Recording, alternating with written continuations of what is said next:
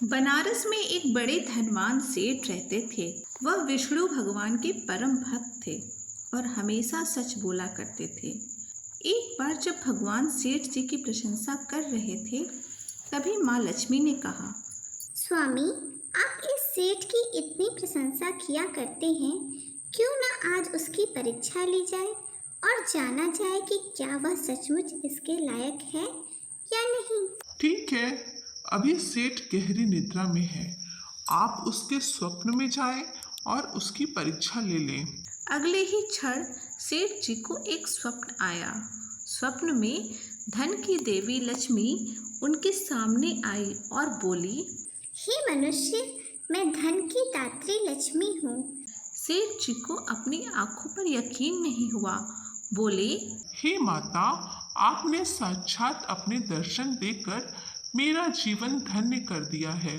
बताइए, मैं आपकी क्या सेवा कर सकता हूँ? कुछ नहीं, मैं तो बस इतना बताने आई हूँ कि मेरा स्वभाव चंचल है और वर्षों से तुम्हारे भवन में मैं निवास करते करते उब चुकी हूँ और यहाँ से जा रही हूँ।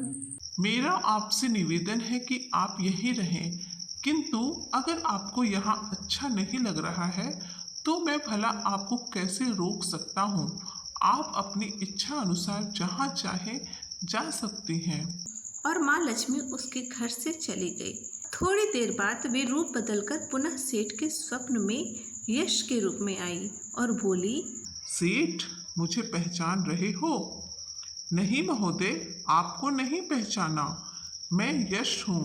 मैं ही तेरी कीर्ति और प्रसिद्धि का कारण हूँ। लेकिन अब मैं तुम्हारे साथ नहीं रहना चाहता, क्योंकि माँ लक्ष्मी यहाँ से चली गई है।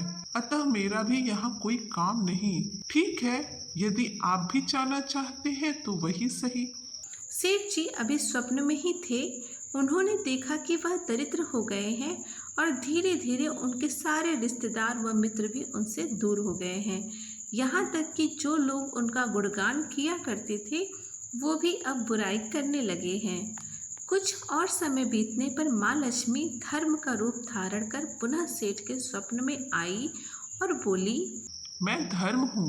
माँ लक्ष्मी और यश के जाने के बाद मैं भी इस दरिद्रता में तुम्हारा साथ नहीं दे सकता।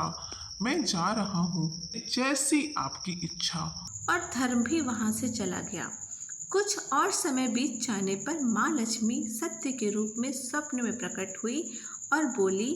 मैं सत्य हूँ। लक्ष्मी, यश और धर्म के जाने के बाद अब मैं भी यहाँ से जाना चाहता हूँ। ऐसा सुन सेठ जी ने तुरंत सत्य के पांव पकड़ लिए और बोले।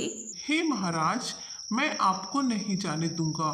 भले ही सब मेरा साथ छोड़ दें, मुझे त्याग दें, पर कृपया आप ऐसा मत करिए। सत्य के बिना मैं एक क्षण नहीं रह सकता। यदि आप चले जाएंगे तो मैं तत्काल ही अपने प्राण त्याग दूंगा। लेकिन तुमने बाकी तीनों की बड़ी आसानी से जाने को कह दिया। उन्हें क्यों नहीं रोका? मेरे लिए वे तीनों भी बहुत महत्व रखते हैं, लेकिन उन तीनों के बिना भी मैं भगवान के नाम का जाप करते करते उद्देश्यपूर्ण जीवन जी सकता हूँ।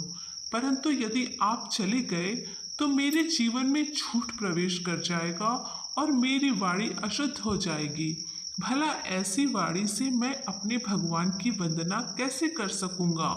मैं तो किसी भी कीमत पर आपके बिना नहीं रह सकता। सेठ जी का उत्तर सुन सत्य प्रसन्न हो गया और उसने कहा। तुम्हारी अटूट भक्ति ने मुझे यहाँ रुकने पर विवश कर दिया है। अब मैं यहाँ से कभी नहीं जाऊंगा। और ऐसा कहते हुए सत्य अंतर ध्यान हो गया। सेठ जी अभी भी निद्रा में थे। थोड़ी देर बाद स्वप्न में धर्म वापस आया और बोला। मैं अब तुम्हारे पास ही रहूंगा, क्योंकि यहाँ सत्य का निवास है। सेठ जी ने प्रसन्नतापूर्वक धर्म का स्वागत किया। उसके तुरंत बाद यश भी लौट आया और बोला। जहाँ सत्य और धर्म है, वहाँ यश स्वतः ही आ जाता है। इसलिए अब मैं भी तुम्हारे साथ ही रहूंगा। सेठ जी ने यश का भी आवभगत किया और अंत में माँ लक्ष्मी आई। उन्हें देखते ही सेठ जी नतमस्तक होकर बोले। हे देवी, क्या आप भी पुनः मुझ पर कृपा करेंगी? अवश्य, जहाँ सत्य, धर्म और यश हो वहाँ मेरा वास निश्चित है। यह सुनते ही सेठ जी की नींद खुल गई। उन्हें यह सब स्वप्न लगा, पर वास्तविकता में वह एक कड़ी परीक्षा से उत्तीर्ण होकर निकले थे। हमें भी हमेशा याद रखना चाहिए कि जहाँ सत्य का निवास होता है वहाँ यश, धर्म और लक्ष्मी का निवास स्वतः ही हो जाता है। सत्य है तो सिद्धि, प्रसिद्धि और समृद्धि है।